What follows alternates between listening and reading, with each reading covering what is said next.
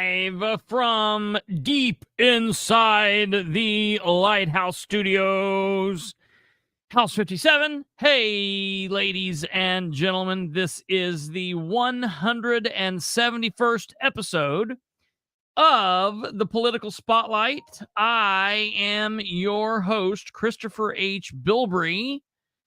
Kate is coming to us live from a time machine because while it is 9:13 p.m. Eastern where we are, it is daylight and 6 o'clock where you are? 6:13? Yeah, 6:13. Look at that. You also got some really cool toys behind you. What is that? A bunch of rabbits? Dogs? Bluey? It's Bluey the dog. Bluey, yes. Okay, I know what you're talking about. Yeah. Yes, I do. I don't know. I just smile and nod and chase children. It's fine. Very good, very good. Well, how's that going there? They're in bed. Really? Yeah, they didn't take very long naps today, so you're like, it's 9 o'clock where I come from. Children, get to bed. That's hilarious. Well, yeah, good. Oh, so your son's still there right now, right? He leaves tomorrow. Uh-oh. Hey, how you doing, buddy? I'm good. What about you, dude? I'm doing well. I haven't seen you or talked to you in a long time. Yeah. How's things going? Huh? How's things going? Yes. Yes. Okay. I understand. I've been there a couple times, so all right. Well, I'm glad you're doing well, and I'm glad you got to spend some time with your mom, and glad you're getting away for training for a while, so that's cool. Be a good time. Yeah. Well, have fun with all that. Be safe. Oh, yeah. Always. Yeah. Well, good. Take care, man. Yeah.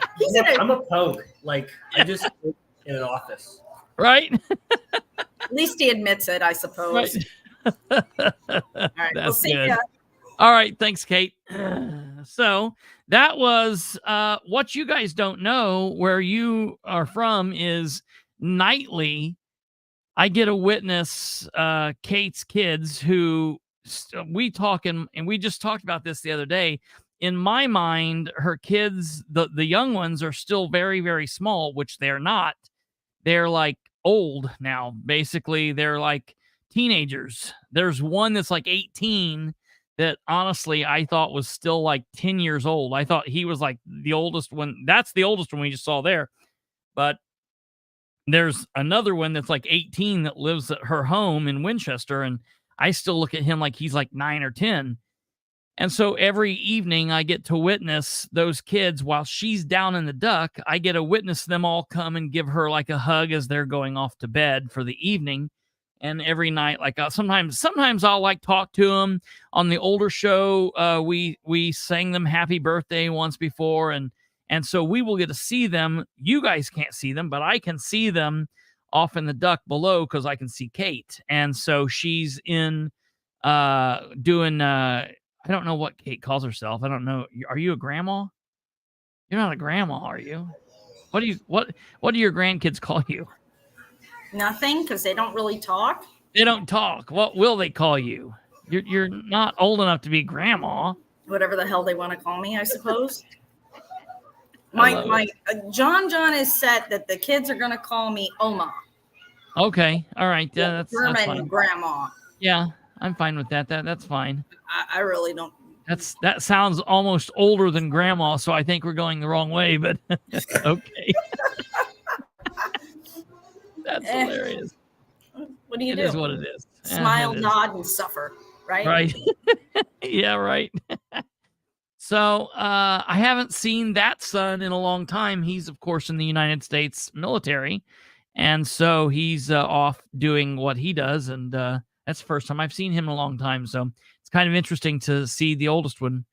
It's been a couple of years since I've seen him. So, well, that was cool. Hey, I hope you guys are all doing well. Hope you had a good Monday. It was April Fool's Day today, which means total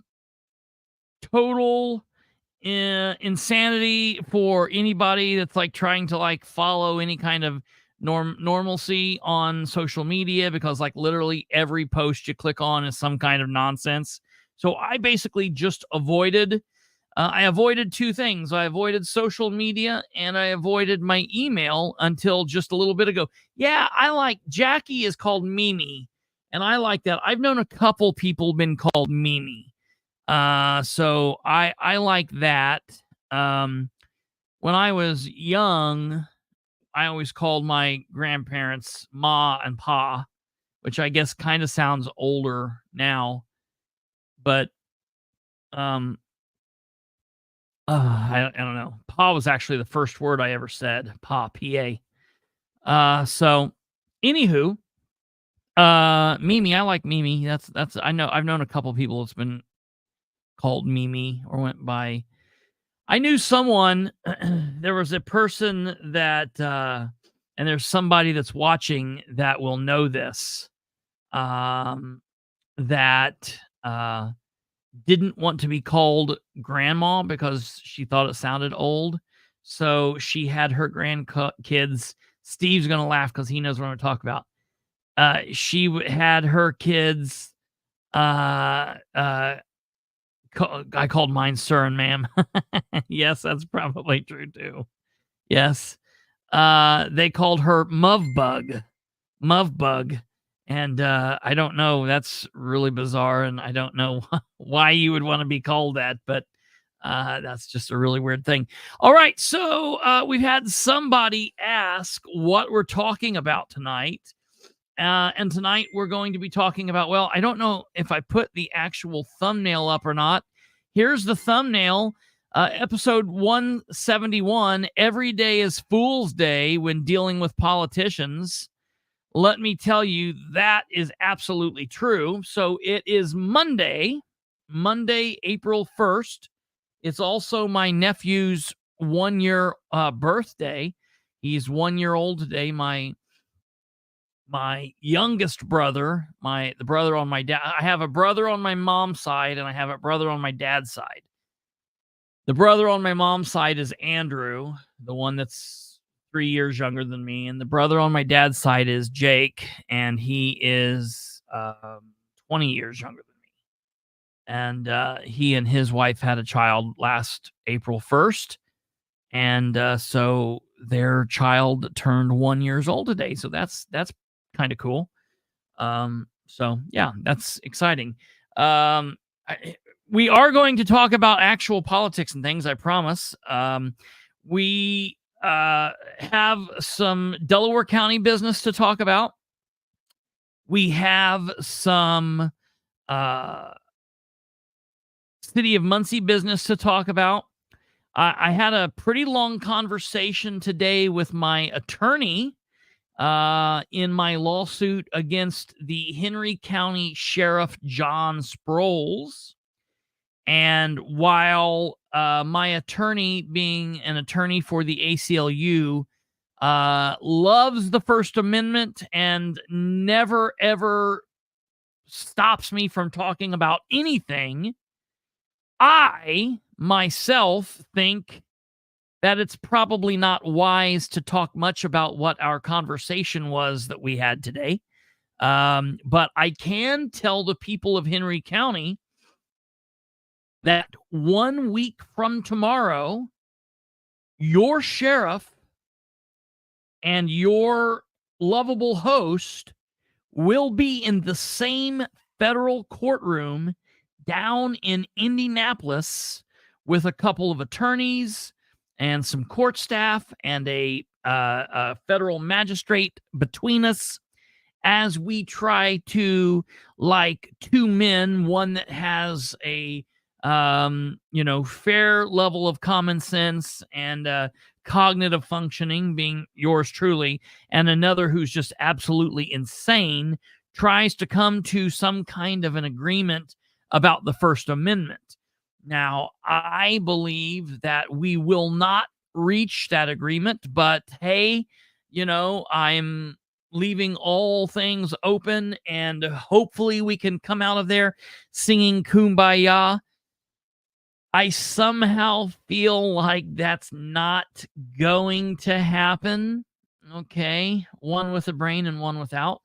I will allow you all to decide who that is. Can we bring some popcorn for that shit show? Well, so here's the thing. First and foremost, just so you all know, it is not open to the public. This is not a public court hearing. This is a closed door settlement conference. So while sadly, I cannot a couple of things. Number one, I cannot record next week's happening. And unfortunately, what's said in a settlement conference is generally confidential. That being said, I am not signing a non-disclosure, and I will be able to talk about the generalities of what go on in the day and how ludicrous he is. And I suppose, and I will double check with my attorney, but I suppose I will be able to talk about anything that happens when we're together. So anytime me and my attorney are with the good sheriff and his attorney and the judge while we are together, I will be able to talk about that.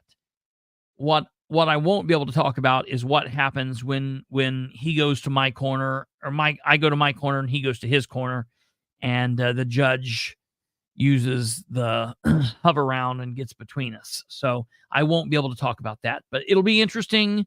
I can't wait. I was going to see if John and I could actually carpool. I could swing down and get him, and then we could take his car or mine. I'm fine with either one. If he maybe he could run us there in lights and sirens, I would be fine. But I guess that's probably not advisable, so I imagine we will drive separately. But that's going on, so I will have some Henry County news. I also am currently waiting on a few record requests from Henry County, so I don't specifically have Henry County news tonight for anyone, other than our lawsuit is quickly approaching. And I do want to tell anybody out there that has been blocked, you need to contact the ACLU. And I know there are a couple of you out there that have just recently been blocked. And if you send me a message, now I would ask you, don't shoot me a message right now because I'm obviously on the show, but after the show, send me a message and I will send you the email address in which you will need to submit your thing. As far as anyone being added to the suit, I personally wouldn't care about that. I could ask about this and let you. I can send a email to the attorney tomorrow. I don't know how that would work. I don't know.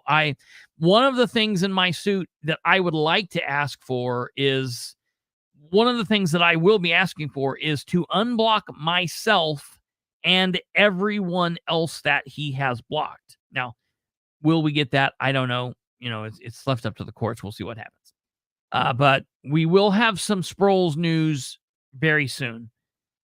Next, Craig here is asking, is there any update on the firefighter/police officer? I want to ask and double check, sir, are you talking about John Powell, the gentleman that the Muncie City Fire Department Merit Commission just gave, along with 24 other people, a conditional offer of employment?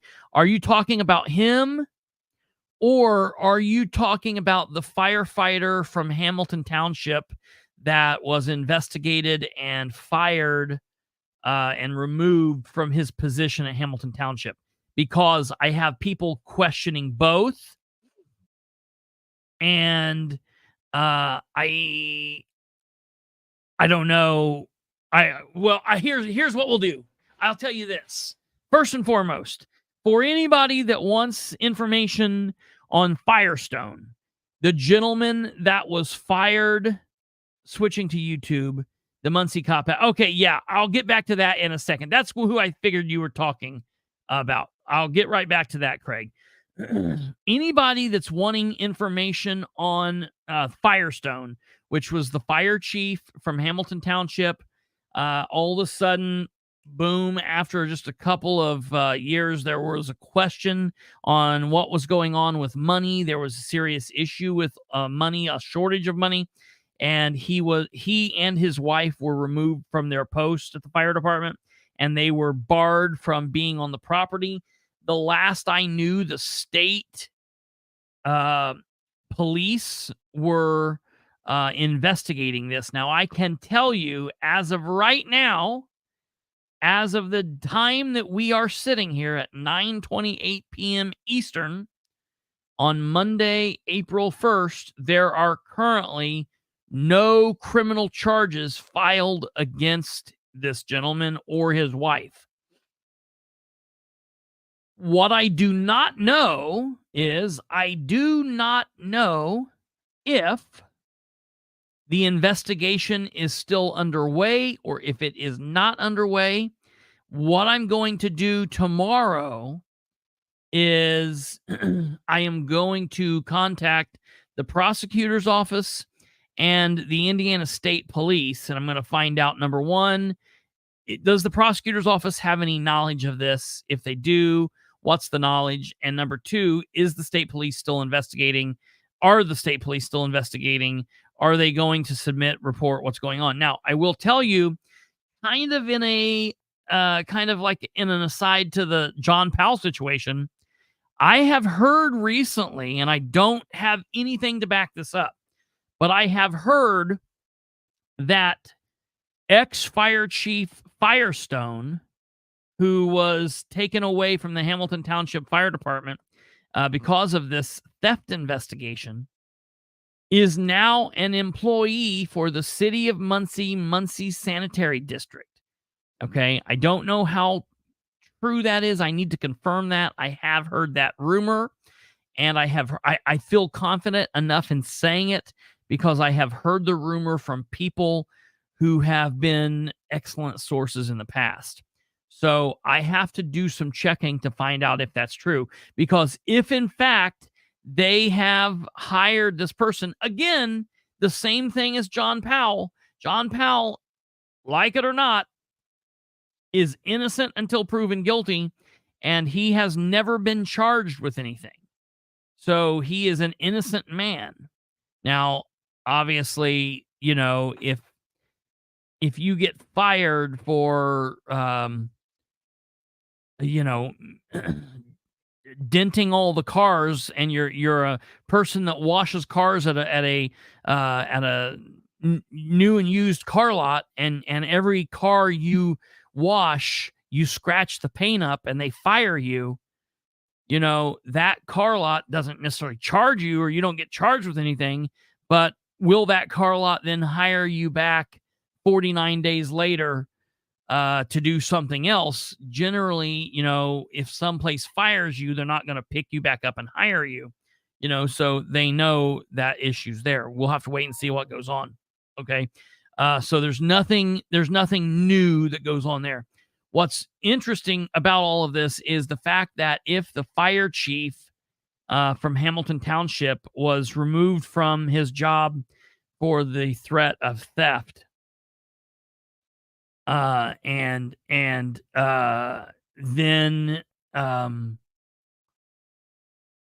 you are then hired for the city of Muncie, for the sanitary district.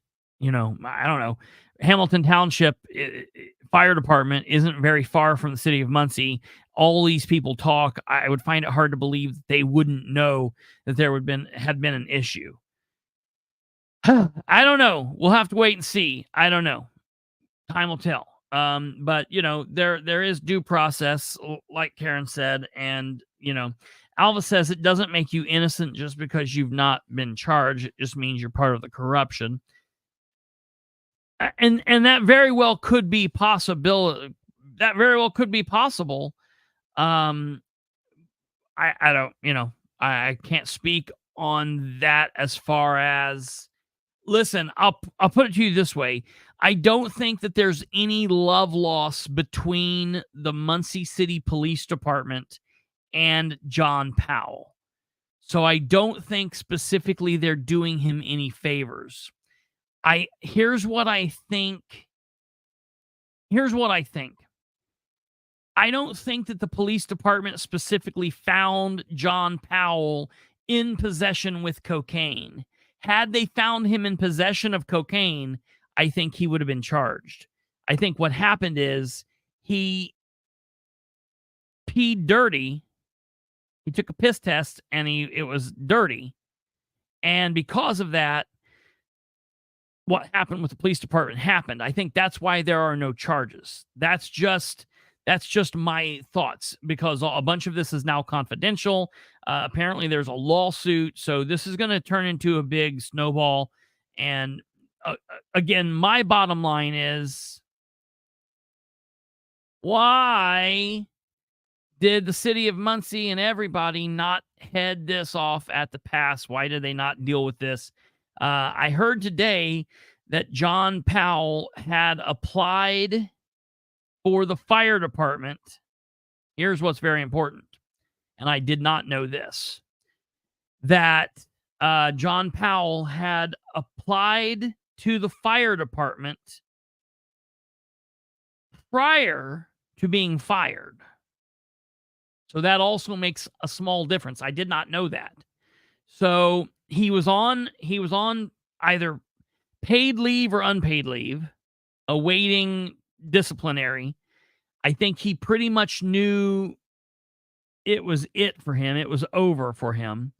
And in December, the last day of the working year is the date that he applied. And so basically what happened is he applied, and then in February, he got fired. So that's where we are. As soon as I know more, I will know more. Now, I was hoping maybe that we would hear more tonight at the Muncie City. He'll be chief by next year. That is a very good possibility. I don't think that they could hire him. I think that we'll see what happens. I think that I don't foresee that happening, but time will tell, I guess. We'll see what happens. And as soon as I know more information, I will have you more information. I do not have any more information currently on Louis Galligan. I don't know any information yet. I'm still waiting to hear back from, I'm now waiting to hear from sources that I am attempting to make from over across the pond. I've reached out to a couple different people that folks have told me to reach out to. I have talked to my source in the federal law enforcement. He still doesn't know anything. It's probably going to be into this week before we know anything more, but I will keep you posted there. And so that's all kind of like that. Now, I want to tell you, all right, so now this morning, let me pull up this real quick. Today was the first of the month. Wake up, wake up, wake up. It's the first of the month. Delaware County Commissioners meeting at 9 a.m. Randolph County Commissioners meeting 9 a.m. Winchester City Council was supposed to meet. I don't know if they did. Kate, do you know? Being on grandma duty, I don't think Kate probably was where. I don't think Winchester met. I think Winchester has now just said, screw it. We're going to meet the third week of each month, and that's just when we have council meetings now. I think that's just what they're doing.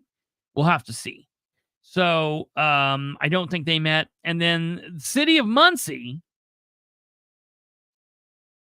the city of Muncie. Oh, hey, whoa. Pause. I'm glad you brought that up. I have that written down here to talk about that, Craig. But I didn't even start out with that. Breaking news, boop, boop, boop, boop. And this is breaking news that I actually didn't cover first, primarily because it's not political, but it is something that's happening here in the area. So for folks that maybe don't know or have not heard, or maybe that was unaware, there was a plane crash today. There was a plane crash today in Delaware County in Muncie. And so that occurred. And I'm going to pull this up here so we can all take a look at what's going on.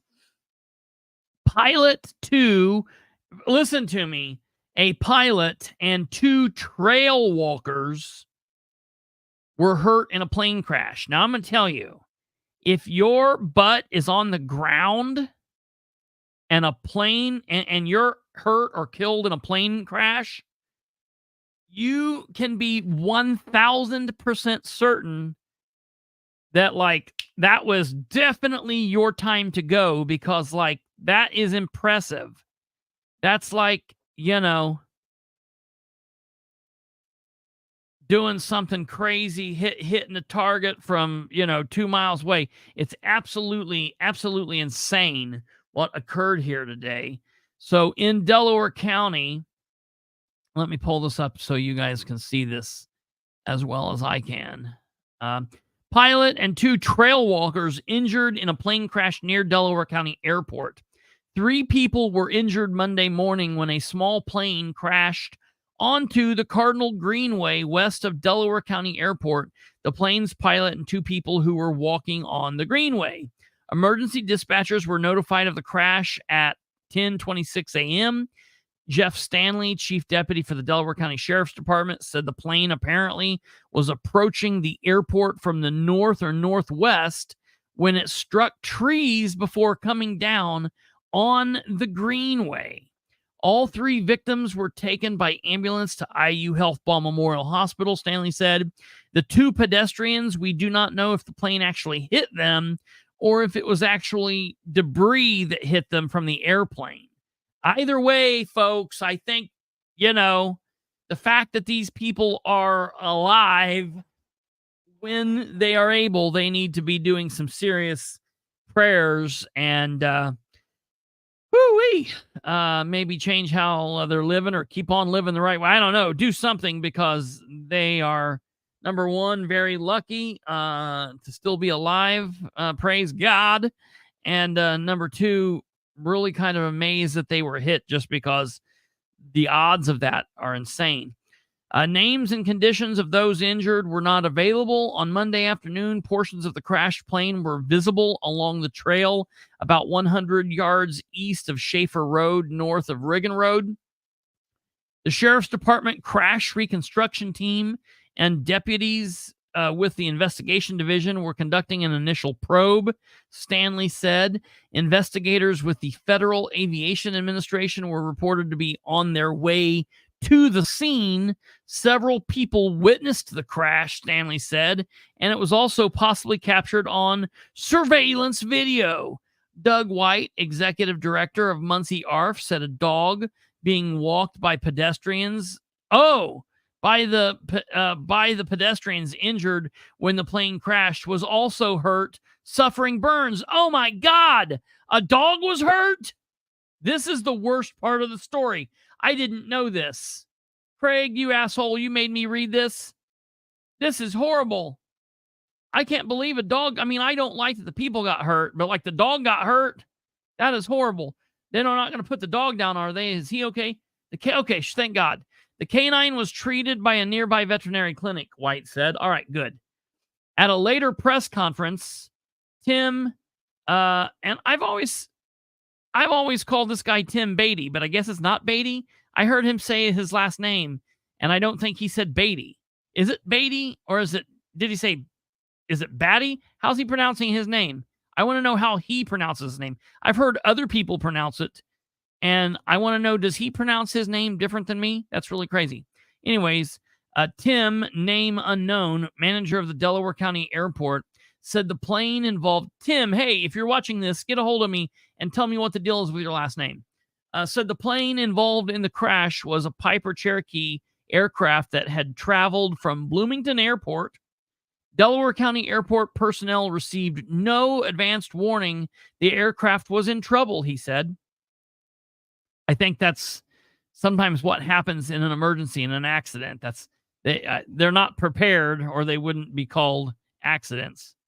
This unknown man, Tim, said that there was a fire after the initial crash involving debris and the plane's tail, Indiana American tail.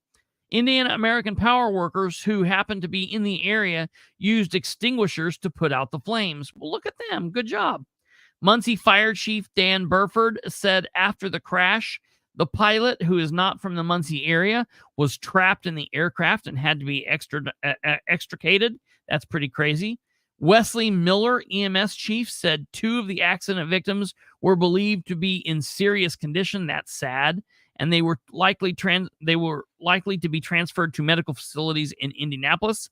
Monday's crash was the first involving serious injuries at the local airport in at least 20 years, Tim said. So, that's a pretty good thing. I was talking to a friend of mine from Randolph County this weekend. He's a pilot. I am scared to death of flying. Kate and sorry, man, I knew there was a dog involved. That's funny. I'm just kidding. I mean, obviously, I didn't like that the dog was hurt, but Kate and I were just talking about this. I hate flying. I have flown countless times in my life. Every time I've flown, I've hated it more than the time before. I've never had. I'm considering walking back to Indiana. How was your plane flight? What? Yeah, over. I had 2. Yeah. On Frontier, and they're just 3-hour hops from there to Denver and Denver to Seattle. Yeah. But no, I think I'm going to walk back. Flying can go fuck itself. Yeah, right. It's not good. Counselor Webb says, from what I was told, the plane was completely unrecognizable and that at least one of the pedestrians suffered from serious burns from the fireball. That's scary. Man, that is scary. A friend of mine this weekend I'm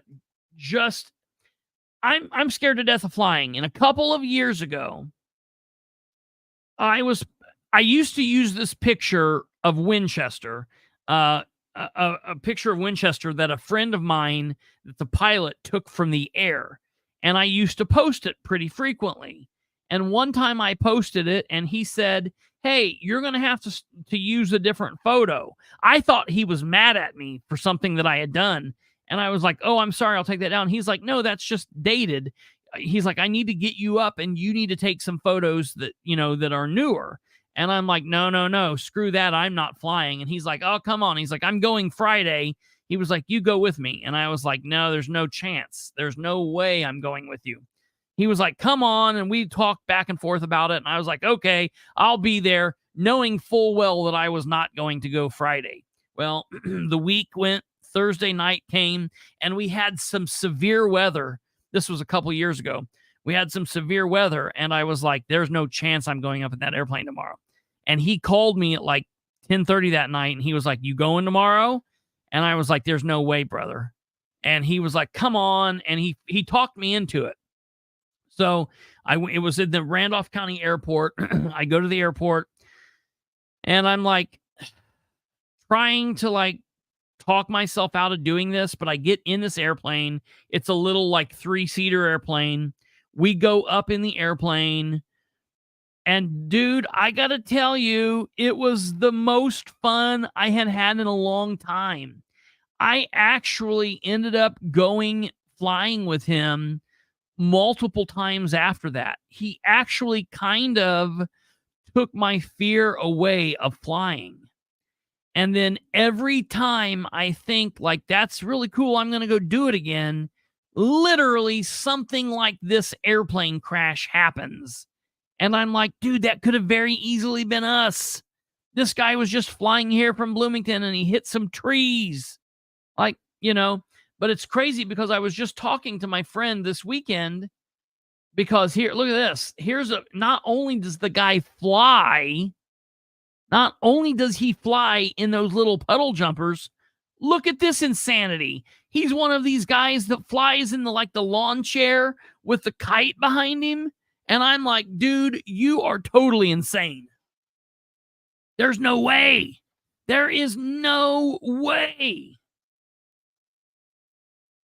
Like, this is insane. This guy is like flying a lawn chair, basically, a go-kart with a parachute on his back. And I'm like, dude, that's the fact that you do that is totally nuts. But I'm telling you, what I love about it and the thought and the idea about it is that he gets just some amazingly beautiful shots. Look at this. Look at this. Look at this. They're flying in this go-kart.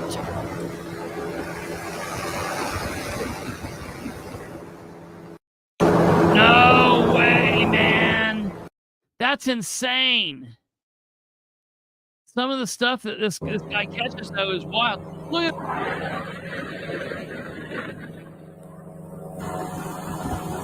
up here in my flying chair.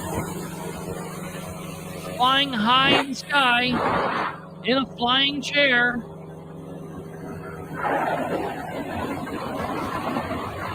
I'll pass on that. I don't know. That's so scary. That stuff, those people are insane. If we were supposed to fly, we would have had wings. You don't even need a pilot's license to fly one of those, as Ryan Webb is saying. Imagine the idiots that are doing that. Imagine the idiots that are up there flying those flying chairs. They're like, I don't even need a pilot's license. Yuck, yuck. Fire this bad boy up. No, I'll pass on that. So, I don't know. Well, my thoughts and my prayers go out to the people that were crashed, and I hope that all is well for them. All right, now, out of the breaking news, I almost bought... See, listen. Do you see what I just said? Webb said I almost bought one in 2005.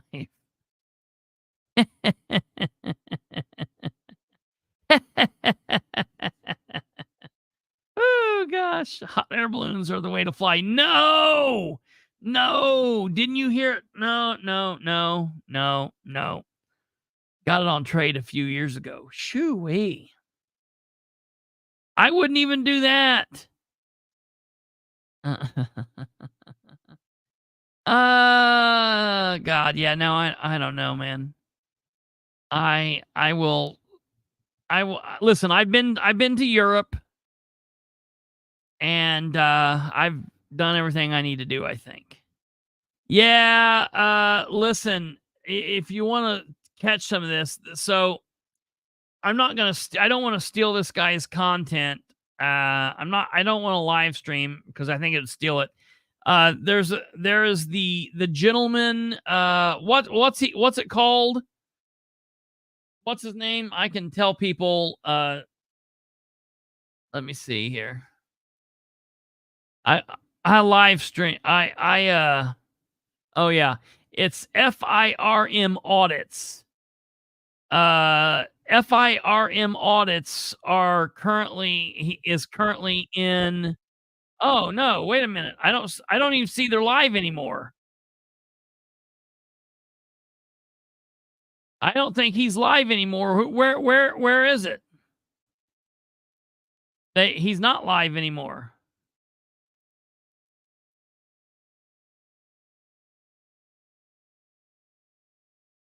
Let's see.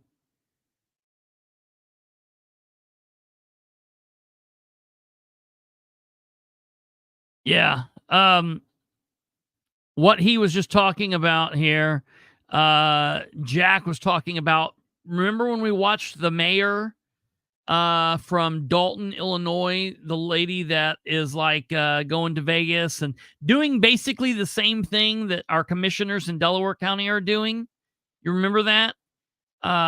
Well, they had a meeting up there tonight, and it was like standing room only, and it took like 2 hours to get started, and it was like total insanity going on. So you guys it's over now, but you guys will want to probably give it a watch. Since it's not live streaming any longer, I'll show you. I'll give you a little clip of it. Make sure you guys go over there. I think firm. Okay. Yeah.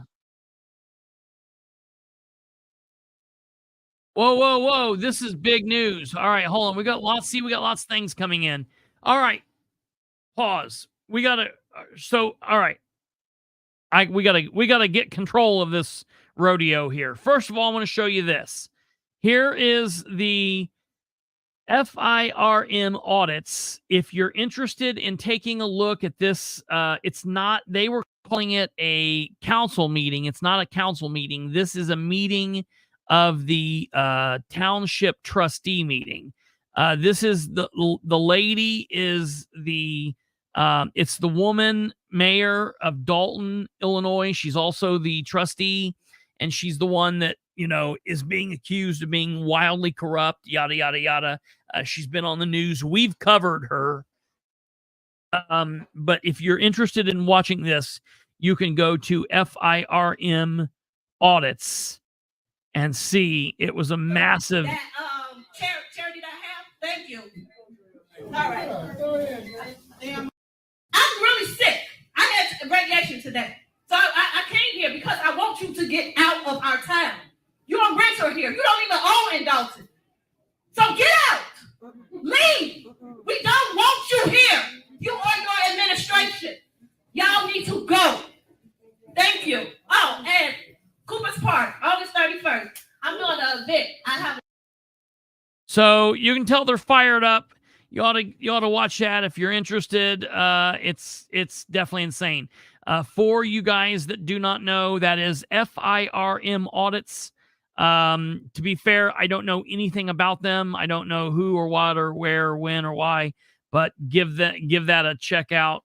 Check out, that's on the live section, and it's under Dalton, Illinois Town Hall Meeting Live.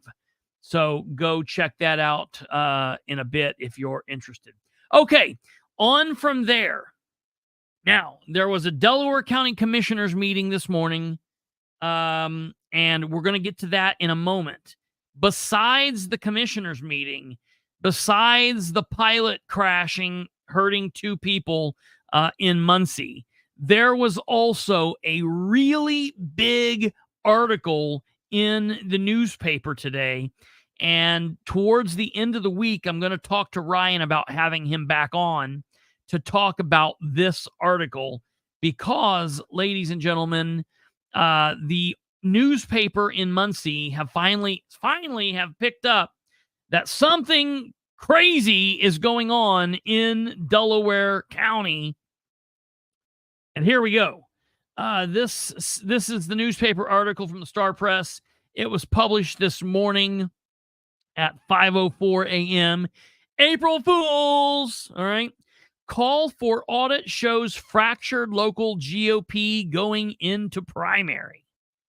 Delaware County Council member Ryan Webb asked the Indiana State Board of Accounts to conduct a forensic audit of the Delaware County Commissioners and the Delaware County Auditor's Office. The request is another indication that the local Republican Party suffers a split between its traditional establishment and a faction that tends to be more populist in nature, represented by sometimes controversial candidates like Webb, who has no trouble breaking ranks with the local GOP leadership. Now, while I like this article, and I think that Pinnacuff does a well-written piece here, and while I agree that the Republican Party has many factions in it and fractures and it's in its death blows here. To me, this has nothing to do with the primary. This has nothing to do with politics. This has to do with day in and day out citizens contacting me, contacting Ryan, contacting other folks, and saying we are having problems in the government. I'm not getting my services done. I can't access things in the auditor's office. They're rude to me in the auditor's office. We listen to these meetings and the auditor's office aren't doing their jobs. In the commissioner's meeting today, the minutes are like 3 months behind, or at least 3 meetings behind. All right. They are really screwing things up. I am hearing day in and day out from these people. So is Ryan. Ryan and I could hate each other. We're still hearing the same thing. We don't hate each other. I support him. And they want to say, oh, this is this, that's this. What? No, dude, this is good government. It's Republican, Democrat. It's got nothing to do with that. It's, do you want your elected auditor to be doing the job of the auditor? Or do you want your elected auditor to be spending his time doing stuff for the Republican Party when he's on the clock? I think not. Okay. So let's go on with this article here. There's a good picture of Ryan there. It says Webb has openly been at odds with other members of his party during his first term on the county council. He is running for his second 4-year term this year. Webb specifically is at odds with Ed Carroll, the county auditor, who is also the Delaware County Republican Party chairman.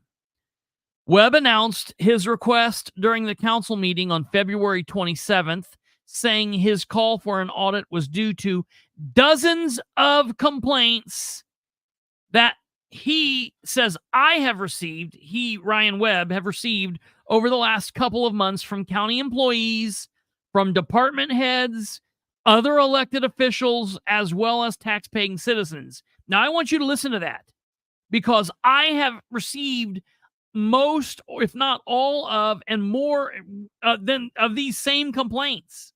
We are hearing from county employees, people who work in the building, who work in the office, who work around these people, saying something is not right. From other department heads, meaning high up officials within the government, other elected officials. But more importantly, and probably most grotesque, we are hearing from tax-paying citizens who are saying, I cannot get services completed. That's a problem. Listen to this next line. Carroll did not respond to repeated requests from the Star Press to comment about Webb's request for an audit. Why? Why? Why would Carroll not have said, oh, that's Ryan being Ryan. That's Ryan trying to drum up nonsense and controversy. You know how Ryan Webb is, yada, yada, yada. Why did Carroll not do that? Carroll could have formulated a wonderful letter and published it out to the Star Press trying to cover his ass.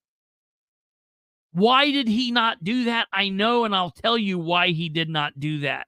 He did not do that because he knows his goose is cooked. Because I'm going to tell you here, ladies and gentlemen, there's more going on, and there's more that Ryan is fighting, and there's more that I am fighting, and others are fighting that's not mentioned in this article and that we haven't talked about. And there are some serious allegations here, folks. So going on with this article, it's just interesting to me that Carroll did not respond to repeated requests. That should tell you all you want to know. That should tell you everything you need to know there. In a recent letter to the State Board of Accounts, Webb said there have been tremendous loss of confidence in 2 departments, the auditor's office and the commissioner's office. All right. In the case of the commissioners, Webb cited questionable use of tax dollars. He told the State Board of Accounts that there was chaos and failures in the county auditor's office, which has lost experienced staffers during the past year. Since Carroll has been the auditor, there have been several long-term employees that have been forced out or that have left due to hostile work environments in that office. Ladies and gentlemen, we sat here the other night and we counted them up. There are 10, count them, 10 employees who have decades of years of experience that have left or been pushed out by this man sitting right here. And Webb told this to the State Board of Accounts and to the newspaper. He goes on, Webb also alleged that ghost employment occurs when county employees leave their offices to attend commissioner and council meetings that do not directly involve them. The chaos in the auditor's office is having real-world implications that are affecting not only county employees, but tax-paying citizens as well, Webb told the state. And then here we see Captain Cowboy Bob, Chief of Police of Daleville, wearing his cream-colored uniform, thinking that he's John Wayne back here in the background. Delaware County Sheriff Tony Skinner recently told Star Press that Delaware County Sheriff Tony Skinner. Interesting. That's not Ryan Webb. That's not Kristopher Bilbrey. Sheriff Skinner recently told the Star Press that a handful of employees in his department did not have federal taxes withheld from their pay by the auditor's office in 2023. Do you guys remember when Ryan was saying that? Do you remember when I was saying that a month ago and Mike Jones was saying, that's not true, that's not true, those are lies, this is not happening, you're bullying Ed Carroll? There it is, folks. Black and white. Hey, Mike, are you calling the sheriff a liar? The employees were having to deal with those consequences.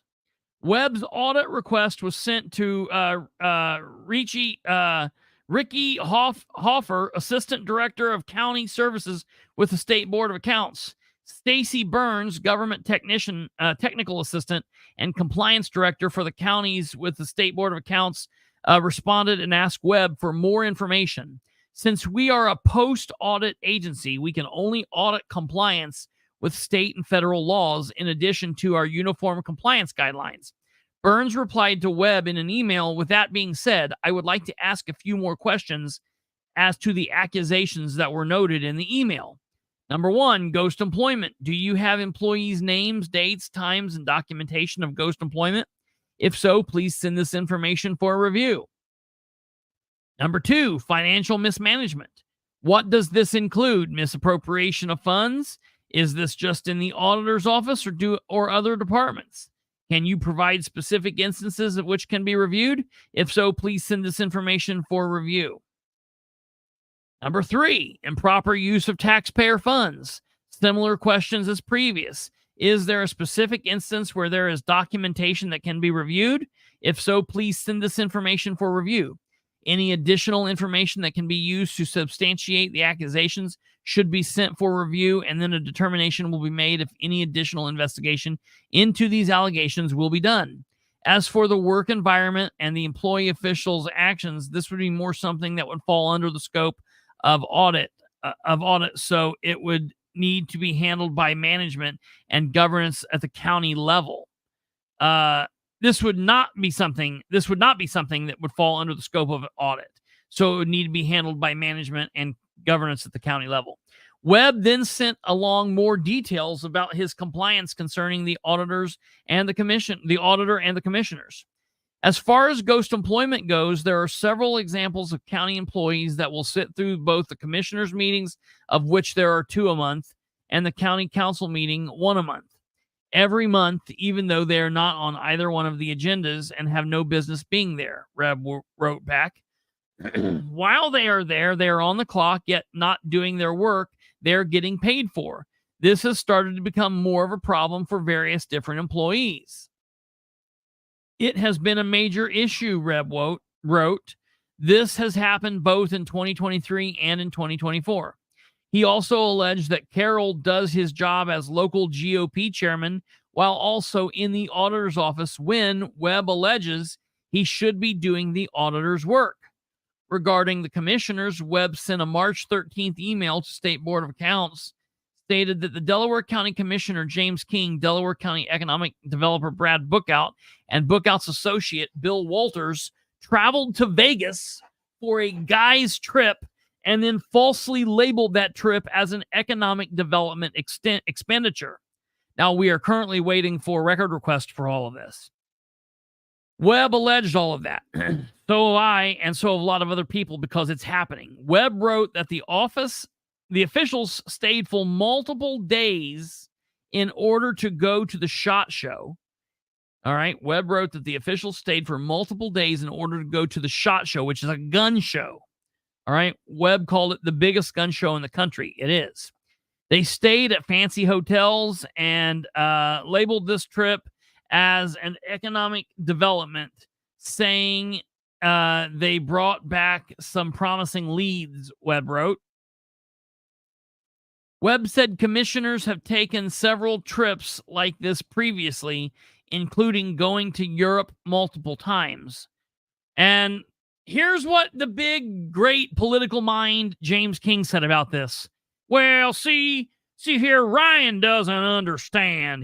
Ryan just doesn't understand. All right, I'll see you.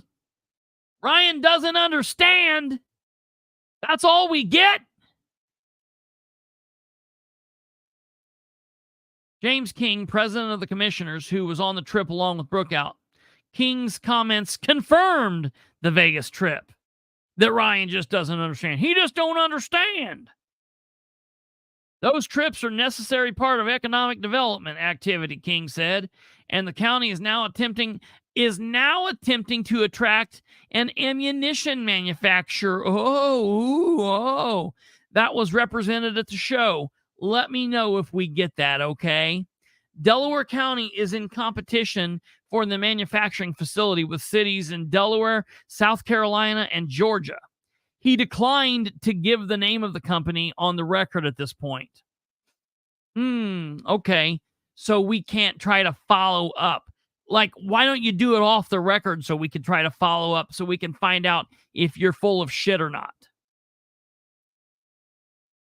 All right.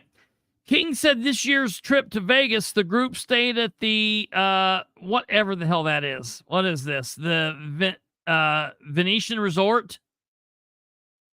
What is this? On the Strip? On the Strip! At a discounted room rate. Let's see what this is. Let's see how much this costs. Let's see. Las Vegas. Let's see how much.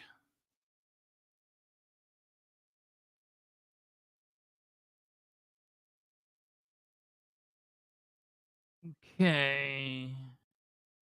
Exclusive benefits. Let's see how much. Up to 25% off rates. Check rates. Here we go.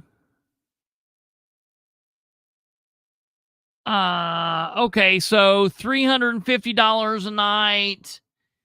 $314. Okay, there's one night. There's a couple nights. It's like $630 a night, $749. Hell, here's one that's $1,000. Here, let me show you. Okay. One of the nicest on the Strip, Ryan says. I've never been to Vegas. I could have went one time, all expenses paid, flight and everything, but I didn't want to fly. Nice throwback to another story. All right. So here shows you, where they stayed. Why would 4, 5, or 6 people need to go out there, and why would they need to take their wives? Couldn't one person go, or at the very least 2 people go? And wouldn't they not need to stay on the Strip? Couldn't they stay far off the Strip? They're there for government. They are there for government purposes. There's nothing nice about that. We're not paying. I've never been to Vegas. I don't want to pay you to go on the taxpayer dime to Vegas to stay in a nice hotel out there, old King. What King doesn't understand is... Okay, yeah. They actually have boats and rivers to navigate this resort.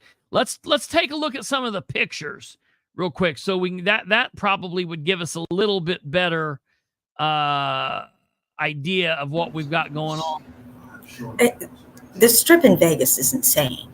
I mean, the hotel looks like you're walking through Venice with the bridges over the canals and the gondolas and stuff. It's crazy. And look at this.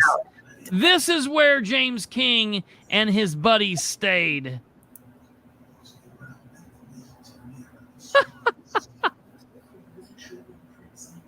And talk about eating a meal.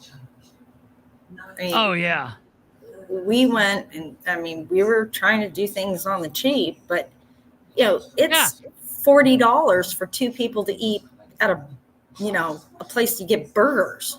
Yeah. You guys were out there for the SHOT Show. Yeah. You and Niles and a bunch of people. So here's the room. You think that King and then you think they all slept in the same bed together? Who got the pull-out couch? Look, this is where... Did they spend time in this room? Did any of your tax dollars go to any alcohol back here? Do we know?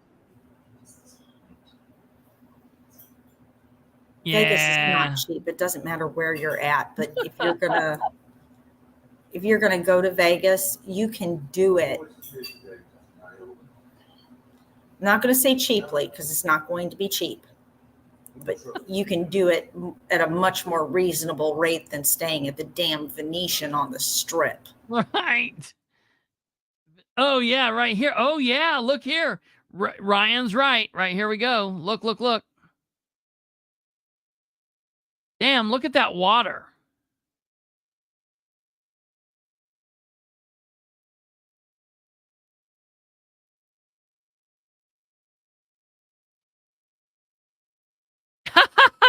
You would. And I'm like Fuller from Home Alone. If I drink too much, I wet the bed. Is that what his name was? Fuller, I think it was. Don't sleep with Fuller. He'll wet the bed. Yeah, I'm pretty sure. They might be ugly rooms, but they're too nice for our dumbass commissioners to be staying in. I'll tell you that.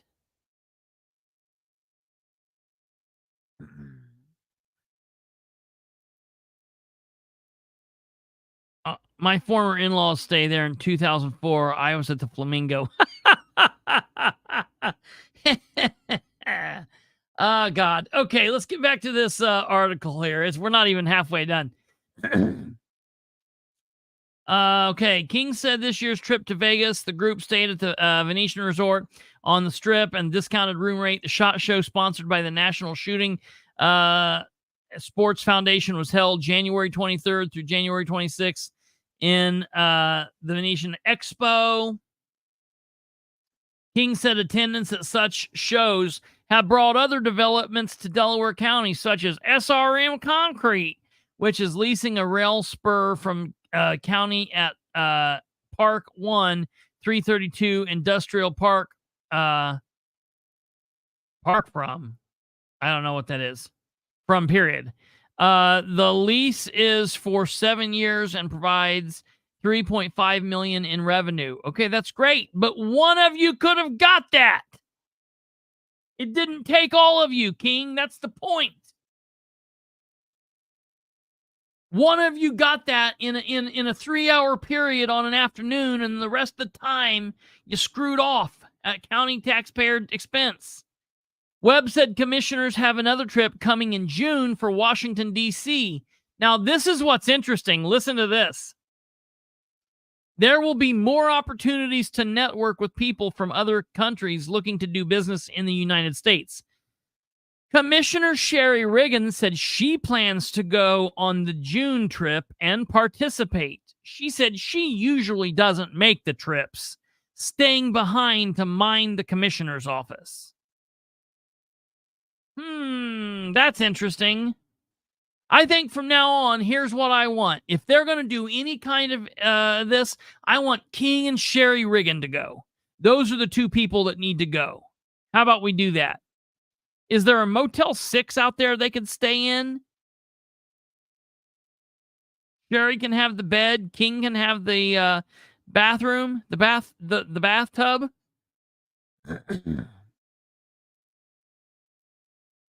It's not a vacation, King said of the economic development trips. The trips and the networking that goes into that can be exhausting because, look, it's hard for King to talk to somebody for 15 minutes. I believe that. King said he usually is ready from a vacation when he returns from the economic development trips. Let me tell you something I've always heard from everyone that I've ever known, and I know a lot of people that go to Vegas regularly. Every time I've ever heard someone go to Vegas, they have always said, when I returned, I needed a vacation. You don't go to Vegas to like chill out. You go to Vegas to do a bunch of craziness. And when you return, you are ran down. So that doesn't mean anything there, King. I'm going to the next commissioner's meeting and ask King what it is Ryan don't understand. I want him to explain that. I'd like to know what Ryan... Can you explain to me what Ryan doesn't understand? Okay, book out. Listen to this. This is I love this part. Bookout, whose firm, Augusta Consulting, contracts with Delaware County commissioners for economic development service, has made multiple trips to Italy and other parts of Europe, sometimes along with the commissioners James King and Shannon Henry. Augusta also employs Bill Walters as a consultant, and Bookout's wife, Lisa, is founder and president of Augusta. Bill Walters also runs the ECIRPD deal that is the headquarters for the King campaign. So this isn't all crazy at all. That's okay. Everything's okay with that. In December 2021, the commissioner signed a 3-year contract with Augusta Consulting to pay the firm $20,054.28 a month. $20,054.28 a month. A 3-year contract. So let's do the math on this. All right. 20,054.28 times 12 times 3. That's $721,954.08 over 3 years. It's $240,651.36 a year. All right. But also, they also pay an additional $6,883 a month for its work providing redevelopment services. Isn't that nice? The amount equals, it's here in the newspaper. The amount equals $323,247.36 a year over a total of 3 years.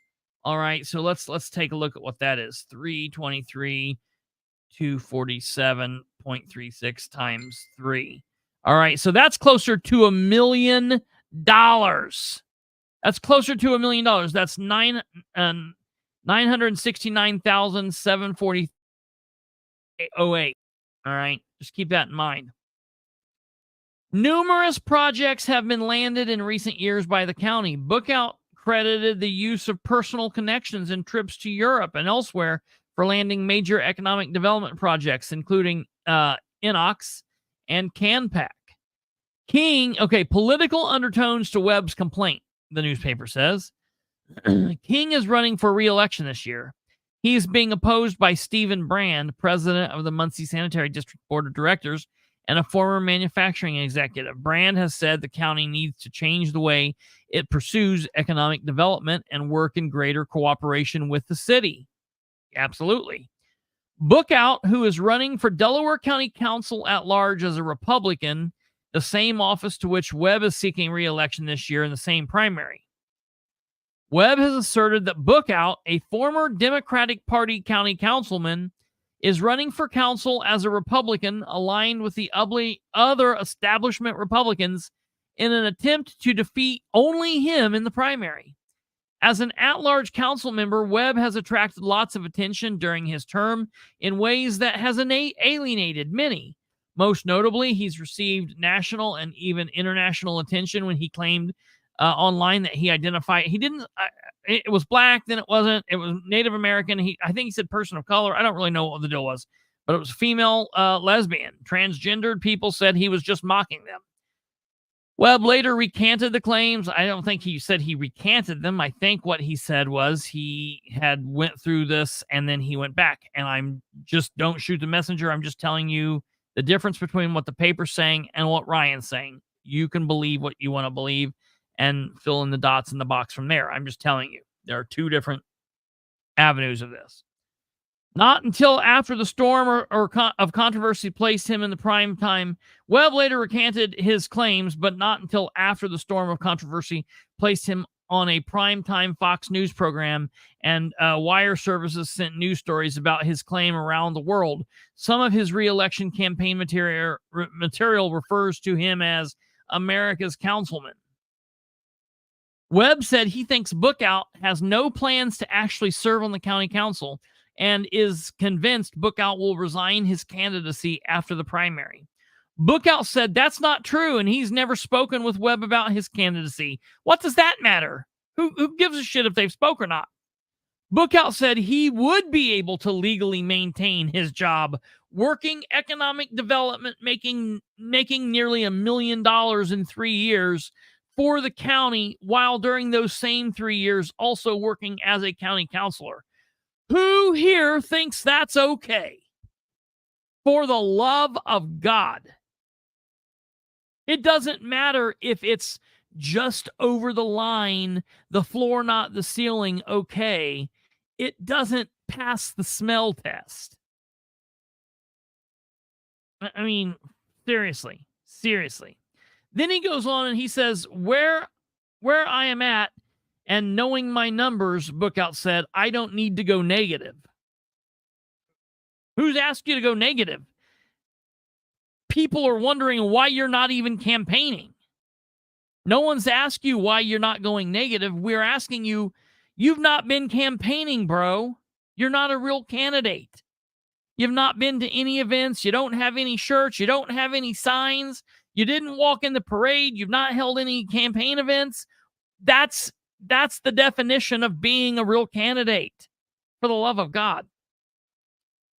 He added that from where I'm at and knowing my numbers. And then the very next line says, he added that he has not done any polling for the race.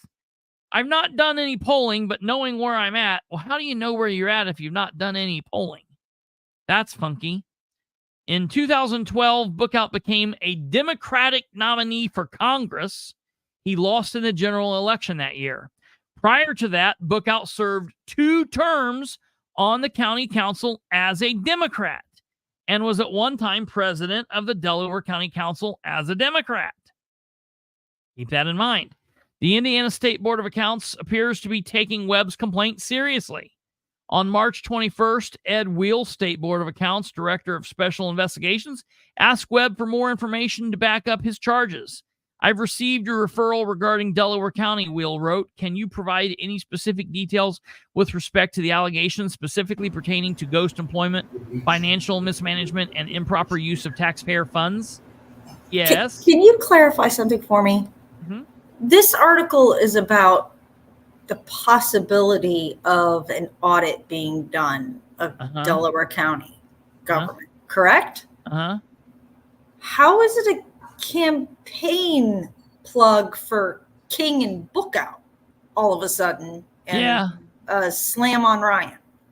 Right. Now, where is the unbiased reporting in this?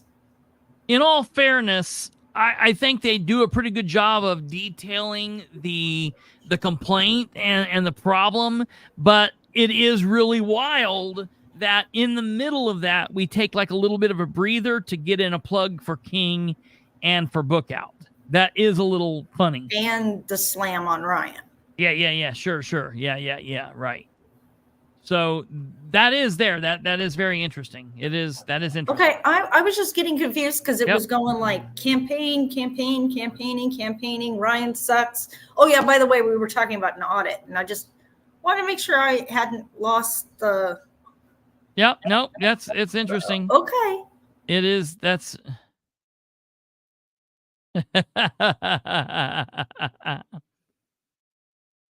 Will also wrote to Webb that other allegations of retaliatory practices, incompetence, and creating hostile work environment are not areas that would be addressed by the Indiana State Board of Accounts. Yeah, we already heard that.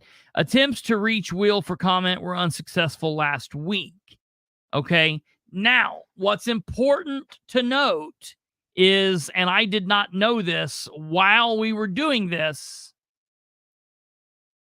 was let's go back up here just briefly to what Ryan Webb said. Okay, right here. Speaking of audits, I was contacted by email earlier today from the state asking for a sit-down face-to-face interview on Wednesday. Today's Monday, tomorrow's Tuesday, then the next day's Wednesday. So maybe we'll know more on Wednesday after Ryan does this. That'll be interesting.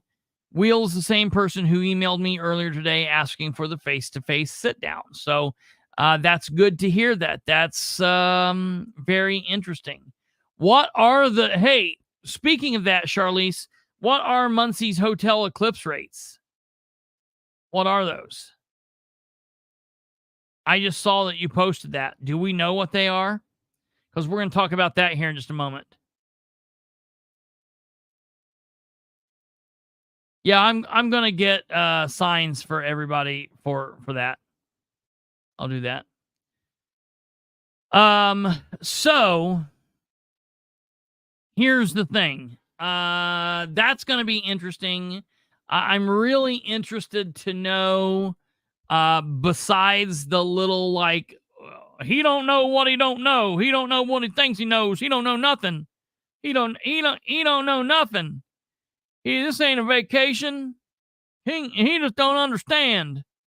Besides that, I'd like to know, what their thoughts are to this. I would like to hear a real honest to God answer, from anyone that is on that side of the aisle, that side of the things, I know that, I'm not seeing any kind of, statement on this from, Mike Jones. I'm just not seeing anything from, I was going to read through some of the supporters of King, but I mean, really, Mike Jones is really the only person I know. So, I've not heard his, how he's going to spin this. So time will tell. So Hey, that's I've got hotel rates for you for the night before the hotel. So April 7th to April 8th. Yeah. Yeah. See? Mm-hmm. There you go. I'm going to jump off and we'll scroll. Okay. Baymont 294, Quality Inn 332, Courtyard by Marriott 366, Fairfield almost 400, Holiday Inn Express 400. I saw that, Stumblefoot. Fairfield Inn Suite. Wow, $600. Best Western Plus Gas City 300. Hampton Inn, okay, 200. Courtyard by Marriott, Indianapolis, 238. Listen, I'm telling you, man, I don't understand it. Like literally, I read a post today that the city of Muncie put out. The city of Muncie put out a post today. And that post said, let me get down here to this. Let me get down to this. Okay. This is 13 hours ago. It's eclipse week. In just 7 days, Muncie will experience a total solar eclipse for the first time in over 1,000 years. We are expecting a possible, now this is mind-blowing to me. We are expecting a possible 100,000 visitors to come to Delaware County from all over the world to experience the magic. During totality, you can remove your eclipse glasses, but looking at the partial eclipse can cause permanent damage without proper protective gear. Make sure to get your certified pair of eclipse glasses before Monday. Now, listen to me. What is the over-under that we see that number?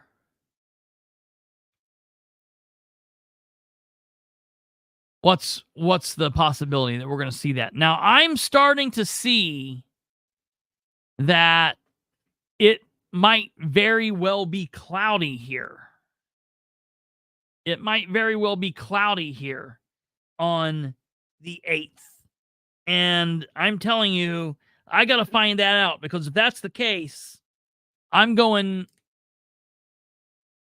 northeast or southwest. I'm going somewhere along that line where it's not going to be cloudy, because I am going to see this thing with blue skies.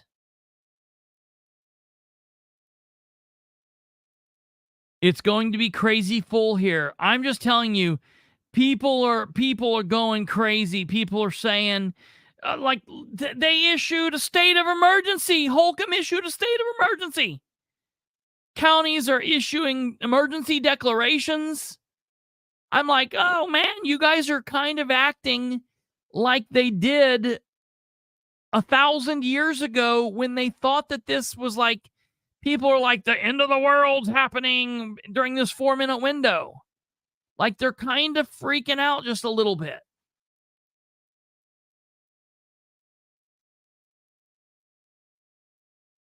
Randolph County saying 100,000. I don't know. Now I'm starting to see that they're saying, that they're talking about there being an attack. We're going to have some kind of an attack or something. So. Well, I've also seen something that entering the eclipse, after the eclipse, we're going to have 3 days of total darkness. Total insanity. It just, it's a little wild. Was nobody alive just a couple years ago in 2017 when we just had one of these? We just didn't happen to be in the area where it was total. There were places in the world where it was a total solar eclipse just 6 years ago. Yeah, we went. Like, I feel like people right alive today wasn't alive 6 years ago. Yeah, we went to the center of totality. That was a partial here, Councilman Webb, but it wasn't a partial elsewhere in the world. Yeah, we went to Clarksville in 2017 to watch it because it was right down the road from Pembroke, which was the center of totality. Longest stretch of time that it was going to be dark. And it was busy, but it wasn't insane. The whole path of the thing. I mean, listen, I hope it took a couple hours longer getting home than usual. Yeah, it right. wasn't nuts. Yeah, traffic might be a bitch. Yeah, but it wasn't completely. They're reminded. I got some glasses for my grandparents so my grandparents could see it. And then I was going to tell them and from now until the eclipse, my grandpa had to wear the glasses while driving. But no, don't do that. If you're listening to this, don't do that. When at the eclipse is to look at the sun, but then look at the shadows of the trees. Yeah. It's real wild. It looks weird. Amazing. That was the coolest part, was watching the shadows of the trees. This sounds dumb. It's awesome. Yeah. That's I watched it through the leaves. Yeah. I've updated my will and insurance beneficiaries. That's probably a good thing for you to do, Ryan, about every 3 months anyways. Just to keep everything safe and everything's good. Watching it through the leaves. We did all of the things. We had the glasses and we made the little solar eclipse things through the cereal box things, and I want to let everybody know, in case you're thinking about it, they say that until when it's in partial eclipse, don't aim your zoom camera right at it, because it can burn your lens up in your camera. So be very, very, very careful with that. So yeah, good statement to put out there, Ryan. I put it out very, very frequently too. So okay, that's that. I want to let you guys, I'm going to return in a bunker and I will return a week later. So that's the newspaper. We're going to be following that, because I would say there's going to be some fallout from this, and specifically if the audit occurs.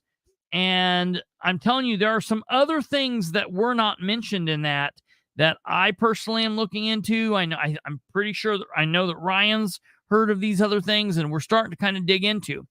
Now, the other thing I want to tell you, see, I wasn't lying. No, I know. The hotel rates are crazy. Welding glasses work fantastically. Yes, that will work. If you have actual welding glasses or goggles, to me, that is the best way to do it, because those little glasses, to me, it's like they're not good.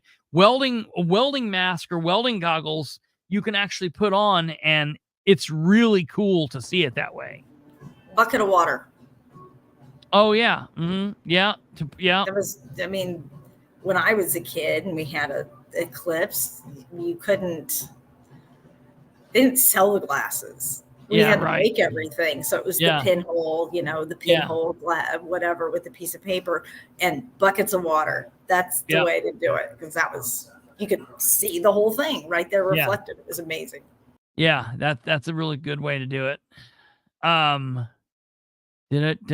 Okay, so I just looked. The Muncie City Council meeting is not up. I do want to let you guys know there's supposed to be a Muncie City Council meeting tonight that we were supposed to be able to watch and live stream. I was going to go to the meeting, but because Kate is away, and because I didn't ask her yesterday if she could jump on and get the thing going, and because she's 3 hours different time than us, I didn't want, the fact that she's kind of on not necessarily a vacation, but she's on a getaway of some sorts. I didn't want to just chew her day up with nonsense. So I was like, you know what? I'll just stay home and I will run the council thing, and I can do the live stream. Everything will be good. Well, the meeting was supposed to start at 6:45. And so as you guys that were watching that may or may not be aware, if you didn't watch this, I jumped on it at a little before 6:45, and I was like, okay, I'm ready to roll. There was a lot of you here watching. I'll show you kind of what happened. And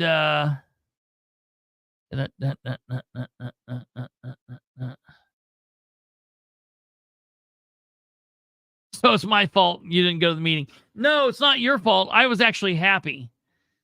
I was actually happy. Oh yeah, I'm a pro. I've been married. I've You're been happy. super married. You're still using me as an excuse for why you didn't go to the meeting. Whether that's a good thing or a bad thing is irrelevant. It's my fault. No. No, it's because I didn't ask you. Because normally I'll be like, hey, can you start the thing? And since I didn't do that, I didn't want to burden you with doing that. So I was using you not as an excuse, more as a thank God I get to escape it tonight. I was happy. What you don't understand, I was extremely happy. I'm not sure that's any better, but okay. Yeah, absolutely, it was great. Well, because here's what happened. It ended up getting us in the end. So I'm here, and at like 6:50, I'm like, okay, what's going on? We haven't started. What's going on? What's happening? And timing issues? There are some people that are questioning that. And here, were you at the meeting? Timing issues? You don't have to answer that because I don't want it to dime you out if you were, in case people may or may not know who you are. So you don't have to answer that if you don't want. So here's what happened. We got on and we were on in time. Matter of fact, I went live.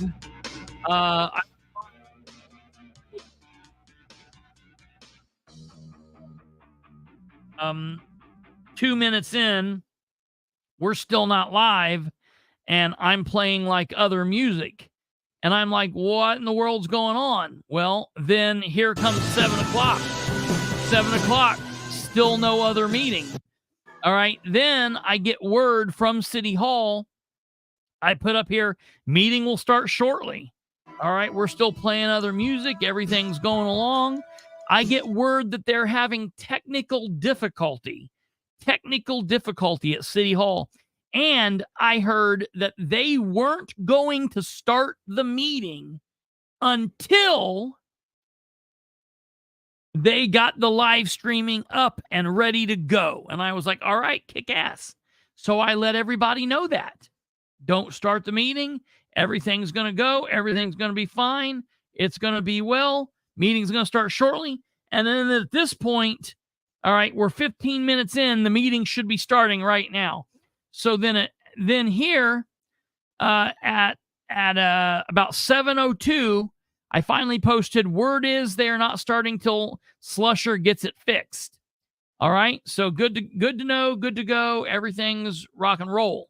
All right, so that's still going. I then find out that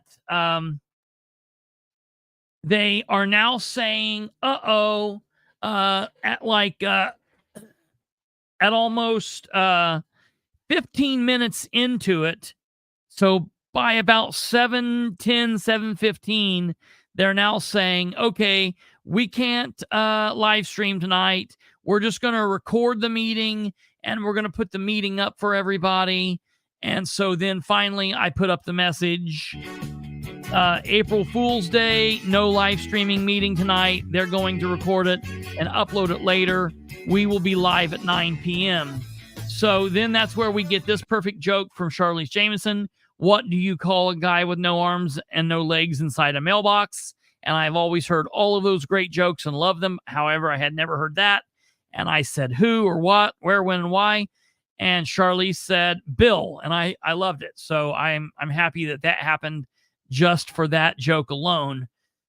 So there is no meeting. Now, they have said that they will upload the meeting as soon as they can.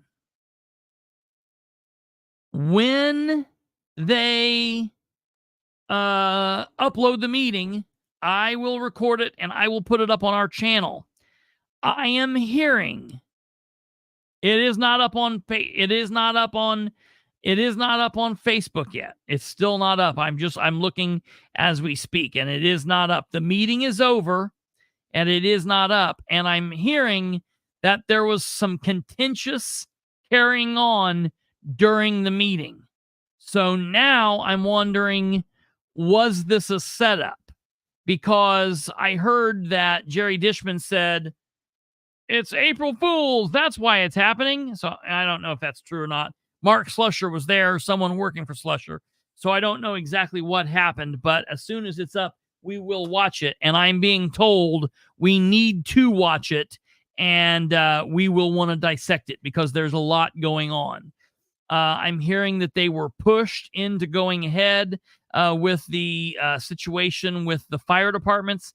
There were a couple people that was wanting to hold out against going ahead with the money, but that basically the administration, Jamit Dan, worked his charm, and the Republican Party and Jamit Dan pushed the council into moving ahead and voting. And it blows me away because it's just so wild that last year, the last 4 years, Republicans had the majority of the council, yet they were foiled a lot of times in what they were wanting to do when something crazy was going on. Now the Democrats are in control, but somehow Dan is running the show. So tell me how that happens. I don't understand. I just don't understand. Okay. Very, very, very crazy. So we will post that and put that up as soon as it's there. We'll see what happens, and we will talk about that then tomorrow. I do want to let you know we have a couple of big things that popped up that I noticed in the... Give me a second here. Let me get this mail opened up. I did receive some emails today that are of importance. Let me get these pulled up here. Okay.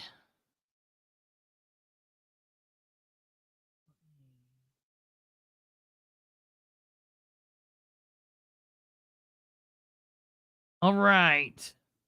So, County Attorney John Brook. Let's see. I sent out an email on last week saying that I wanted the contract between Delaware County, or simply the Redevelopment Commission, and Red Elephant Digital Media for work that Red Elephant would do in a mass-producing mailer that would go out 3 or 4 times a year, detailing the work that the Redevelopment Commission and or the commissioners or others in the county do.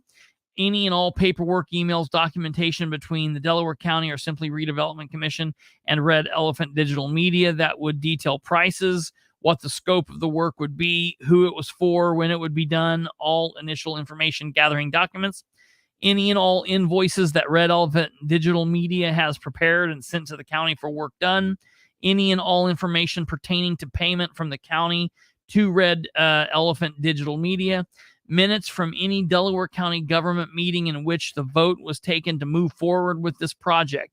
The topic was first brought forward in a discussion during the redevelopment meeting on November 2nd, 2023. And I sent that, and today at 8:30 a.m., John Brooks said, this is to acknowledge your request. We will review the request and determine what, if any, documents are responsive to your request. And I thought, okay, that's nice of him. He answered that. Okay. And then just about an hour later, I received this. Pursuant to your request, here is a copy of the Red Elephant contract as a partial response to your request. Okay. So he sent me the following, and we will look at this in just 1 second. So I don't know. He said that this is a contract. I don't know. This is what we've got. Okay, here. Red Elephant Digital Media project proposal, Delaware County Redevelopment Commission. Contact Brad Bookout.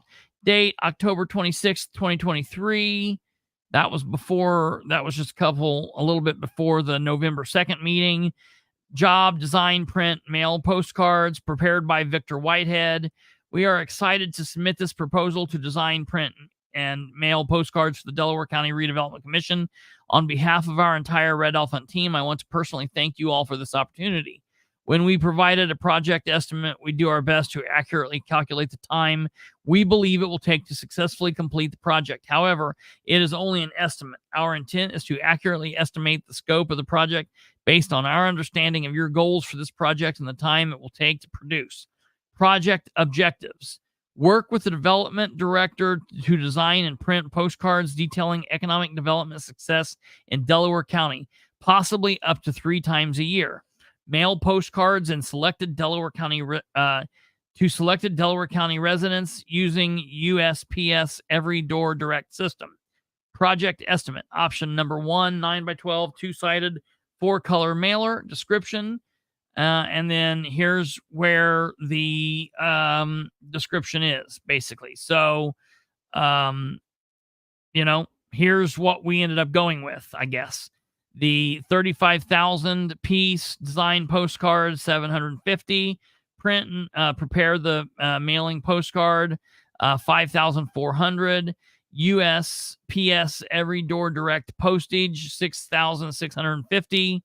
Total estimate price, 12,800. Total per piece is 37 cents.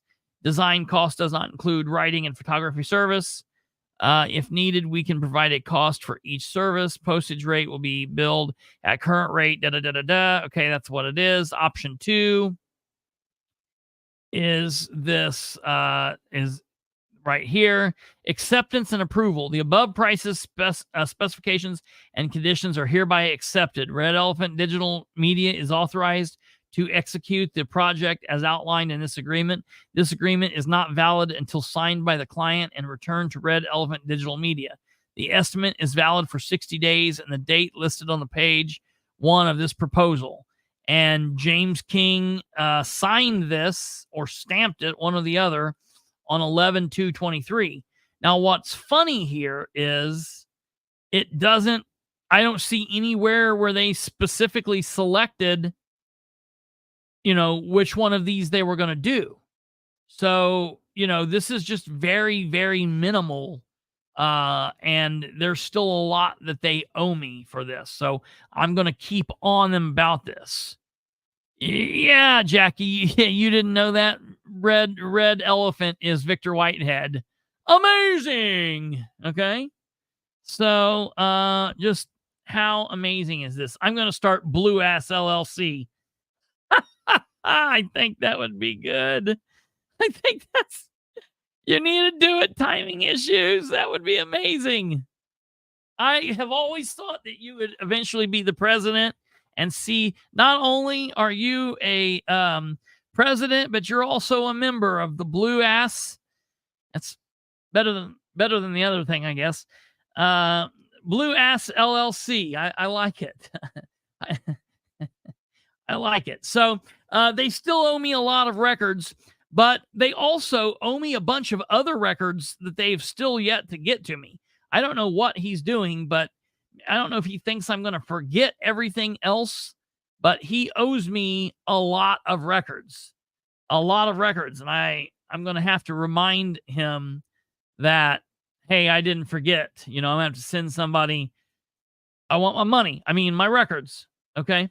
So next, I also received an interesting record request, and I don't know if anyone from Madison County is here or not. This has not been very Madison County oriented, but I also, and this is gonna light me up.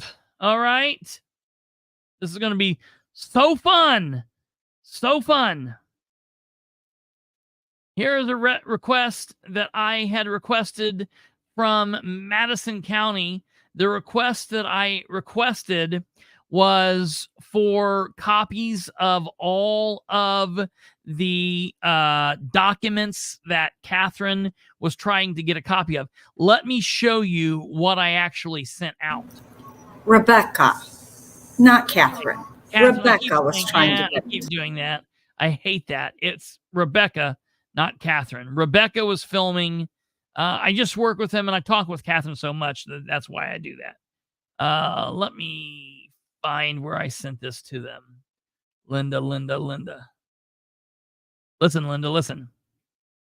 So what I sent to Linda was I wanted copies of all the papers printed out and or used in the public test during the election board meeting on Tuesday, March 26th, 2024. Please use pictures below in the attachment for better understanding of what I am looking for. And I actually took pictures so they could see, because I didn't want them to be like, well, what are you talking about? So here's what I did. All right.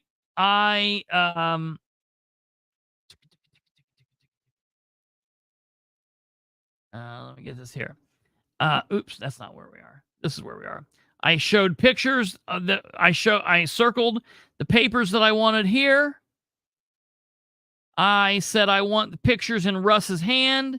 I want copies of these little receipts. I want copies of the receipts here from Barry Gibb here. And then I want this copy from here. All right. And then moving on over here, I want all of these papers that they're using. This person down here on the end, I always forget her name, so I just call her Barry Gibb because she kind of looks like Barry here in this get up. All right. Terry something, but Barry Gibb sounds better. I said I wanted all these papers. I wanted all these papers. I want what's in this folder. I want it all. Everything in this room I want. I want it all. All right. I want every bit of it. And so that's what I said. All right.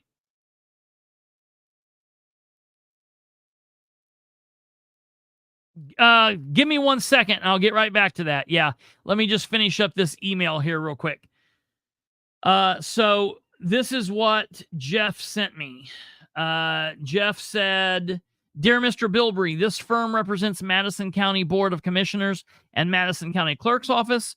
We are in receipt of your public record request sent to Linda Smith and Mary Rutherford on March 29th, 2024, wherein you requested copies of all papers printed out and or used in the public test during the election board meeting on Tuesday, March 26th, 2024. Your request is being reviewed and will be processed pursuant to Indiana Access to Public Record Act." Okay, so one of two things is going to happen here. One of two things will happen. He will give me the records because they now know that they have to. He will just give them to me and I will get them and I will have them. Or he will be an idiot and he won't do that. He won't do that because this is what Russ said during our phone call the other day. And then our clerk asked our county attorney, based on what the information section that I just gave you in the IC code, that if there was a public information request, he's advising that we would, accept that request and then deny it based on this law.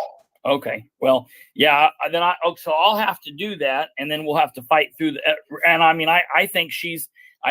We'll fight through it because the next day, I call Luke Britt, and Luke Britt said, "Yeah, it's all requestable. It's all. Hey, let's place those. Yeah, let's place them. Let's place them because I'm ready to do battle. Oh, no. Yeah, I will get denied, but then I will get them. I will get these in the end. I will get every one of those documents because They have to. I will fight this all the way through. I want to make sure we're saying what we're saying is right. They are going to deny me. The second that they deny me, I've already got my complaint filed and filled out. All I will have to do is change some small wording around and date it. And the second that they deny me, I shoot that denial along with my complaint to Luke Britt, and then boom, bang, pow, the fight is on. But I will, in the end, I will get these. So I can't wait. It's going to be fun. And, oh yeah, I will absolutely get them. Oh, Yeah. Now you got Catherine over here saying that you're not getting them, and she's got $100 that says you won't get them at all. Well, I want to be very clear. She's saying she's a time. We can't put a timestamp on it. I can't do that because I don't know how fast Luke Britt will work. Because here's the thing. On most, and this is what I'll tell you, on most complaints, like if this was a complaint with Muncie, it would be a thing. Here's what would happen is they would deny me. I would turn the complaint in, and it would take like 3 weeks. Then the city would have to file their thing. And then in total, it would end up taking about a month and a half, 2 months.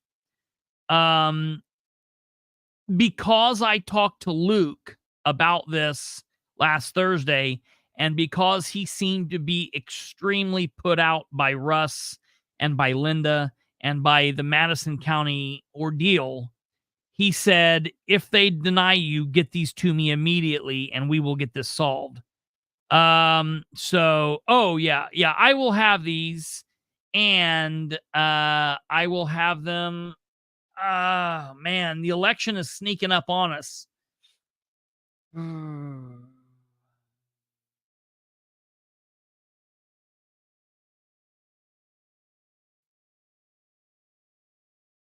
It's real questionable on whether I'll have them before the election or not. But we will get them. I'm confident. And just because I'll burn these people down, I'll fight them. I will fight them from now until the very end of the earth, because we're in the right. So, I think that's gonna be interesting. We'll see what happens, and it will be fun. So I don't know how long. I just don't know how long it'll take for them to send me. Well, because the thing that I hate is they're now going to play a game on how long it takes them to get them back to me. I'm going to email him once a week and be like, have you got them yet? Have you got it yet? You know, I might even after like the third or second email, just say, go ahead and deny me so we can get this show on the road. So, probably what I will do is I might call Jeff. I probably won't call him tomorrow, but I might call him towards the end of this week and have a chit chat with him and kind of see where his mind is and let him know. Maybe I might even preemptively have him call Luke Britt. So Jeff and I have talked before. We've got along. Jeff and I have always gotten along. So it'll be interesting to talk now that I'm on this side of things. It'll be interesting to see what happens there. Okay. Moving back to LaRue's comment. Can we send back the election mailer? Can we send back? I thought you said, can we get back?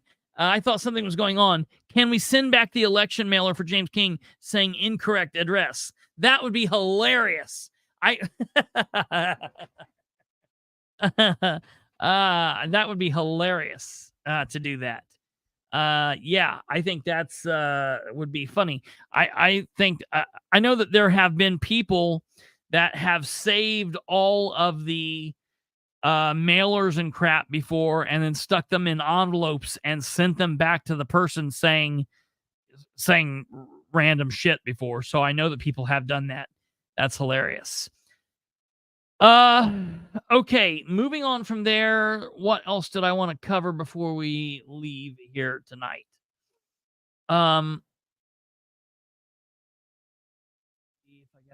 else? These people. I'm extremely disappointed. I'm extremely disappointed that we have not what the city did tonight. I know technological issues happen, and there is, issues are going to happen, but it is what it is. Here's what we'll do. There were a couple of things today. I've only got about halfway through the commissioners meeting, so we won't go all the way through it today. We'll hold this off. What I'll do is I will go through the Delaware County Commissioners meeting from today.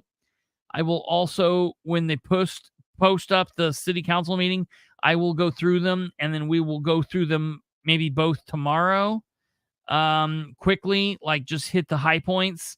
But I do want to let you know that the Delaware County Commissioners meeting is out there. It's here. It's on YouTube. It's on the Delaware County government page. So if you're interested in looking through this, it's only 54 minutes. If you want to look through this, it probably is worth the review. When you type, well, they don't actually have to type in there. I guess the computer does it. It doesn't catch all the grammar. 5th, February 20th. We need your help to Zoning appeals, but I don't believe we've had anybody sign up for it. Mr. Henry, here. Listen. Ms. Reagan. present. Mr. King, here. Correct. Here. We do have one appointment for Board of Zoning Appeals, but I don't believe we've had anybody sign up for it. Could you post that? We'd appreciate anybody stepping forward to serve. There's no pay, sorry. And we need your help to. And we need on somebody these boards. knowledgeable. Yeah. Yeah, And it that. could be Maybe Democrat or Republican, either side. yeah. The other requirements are they can't be on any other board or commission, right? They have to be completely independent. They can't be an elected official. And so, because it's like a court, the Board of Zoning Appeals. Thank you, John. Next, we'll move to tabled business. What's And this? we have minutes for February 5th, February 20th, and February 4th. Three meetings worth of minutes that are tabled because they just can't get these things done for whatever reason. They can't get, I don't know what is going on. This is ridiculous. I recommend we could remove the meeting of February. Well, last time it was because the equipment was down. No. 2 times ago, it was Oh, because sorry. the equipment was down. 2 times ago, the equipment was down. Last time was. Well, wait. She said the equipment was down, but then in the middle of the meeting, the auditor said, no, that's not the reason. It's because we've had people leave and we just don't have anyone to do it. So she said that, and then the auditor kind of threw her under the bus and said, no, that's not the reason. And then 2 times ago, they said same issue still applies, and we just got these today. We've got all these things today, so let's just table them again. And then now today, we're finding out, I don't know. Just completely insane. Just worthless what they're doing. Listen to this. And I went downstairs and we are getting behind, and it's a new job for Ed's staff. And in the old days, we were just doing the motions and. It's a new job for Ed's staff. No, it is not. The auditor has always been the secretary to the commissioner and to the commissioners and to the council. And part of that job has always dealt with doing the minutes. Now, I'm telling you, Sherry Riggin, we're going to start having a serious problem because I've never heard you fight so strongly for shutting transparency out, because this is going to be the second or third time I'm going to hear her say we want to do less on the minutes. No, we don't. We don't want to do less on the minutes, Sherry. This is the reason Troy Ingram needs to beat Sherry. This is the right here. This alone.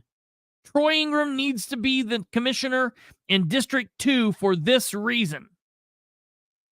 We don't say, hey, Ed, you're really screwing the auditor's office up.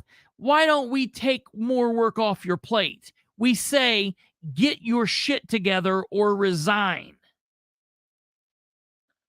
Not the chit-chat, you might say. And when you type, well, they don't actually have to type them there. I guess the computer does it, but it doesn't catch all the grammar mistakes. So no, right. You have the AI system do it. You go in and you fix the grammar. It's really easy. It should take half of a day. They're just doing other stuff. They're not wanting to do what they need to do, and they're firing everybody that knew how to do it.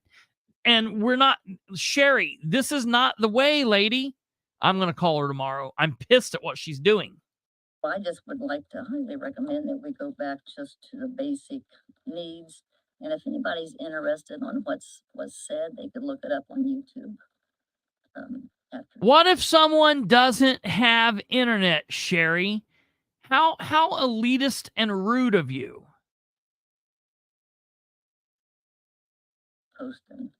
So are you making a motion to remove Just the February 5th and February 20th? No, I haven't. I'd like to look them over, and I just. Okay, you just want February 5th? Yeah. Okay, I'll second the motion to remove February 5th only. I have a motion and a second for February 5th only. Hey, can you call the roll, please? Ms. Henry? Yes. Ms. Reagan? Yes. Mr. King? Yes. So we'll keep the other two tabled. We could go ahead and approve it later. What? You said you wanted to look over these. Well, the 5th, I mean, go ahead and, since we removed it. Make a motion to approve. I make a motion we approve the minutes of the 5th. Second. A motion and a second. Yeah, can you call the roll, please? So she said she wanted to look over these, but they're going to vote to approve the minutes before she looks over them. What in the hell are they doing? Mr. Henry? Yes. Ms. Reagan? Yes. Mr. King? Yes. So the other two you want to keep tabled, correct? Please. So we'll move to approval of minutes for March 18th, 2024. So moved. I'll second that. Okay, can you call the roll, please? Mr. Henry? Yes. Ms. Reagan? No. Mr. King? Yes. Next, we'll move to presentations. We'll move to the Muncie Land Bank. Mr. We'll watch the rest of this tomorrow and see what goes on. Hopefully the council meeting will be up. I don't know what's happening here. It's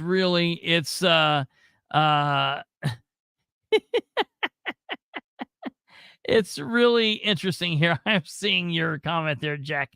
You're insane. Hello, everyone. Long time no see. Hello there, Travis. I hope you're doing well, brother. All right, folks, that's going to do it for this evening. All minutes should be recorded, period. I cannot understand this nonsense. I don't understand what she's doing. And this is a problem. I don't know. I don't understand. And then she approved to pull them off, and she voted.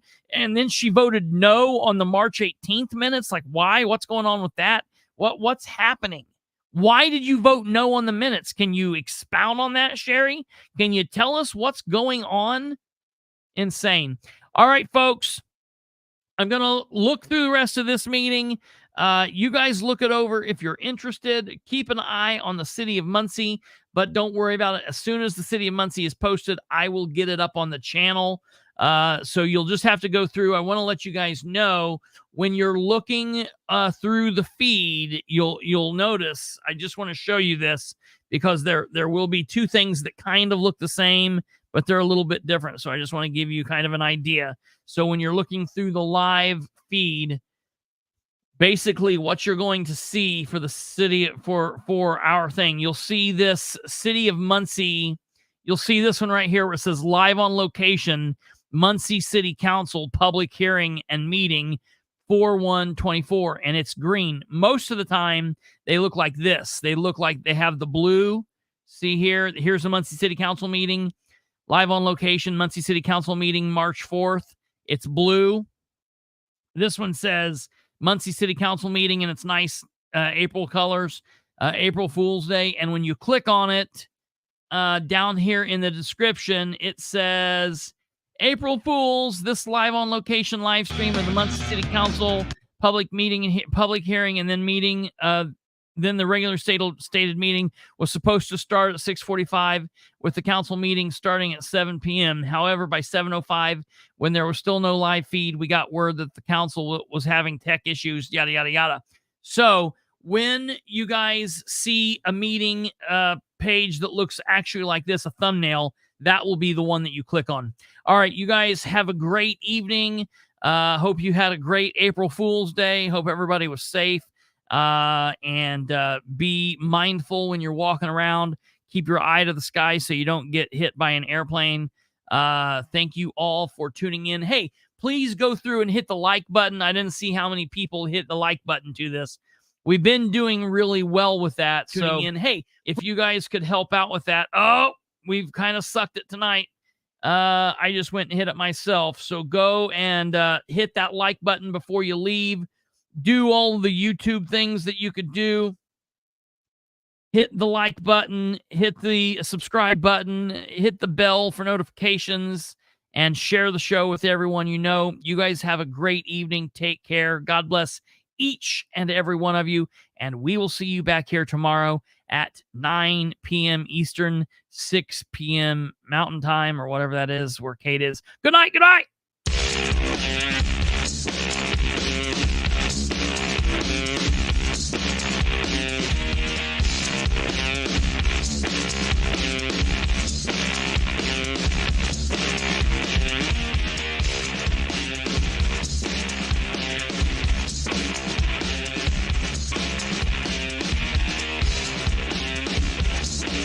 That is right. We'll talk about that tomorrow. That's the 4th.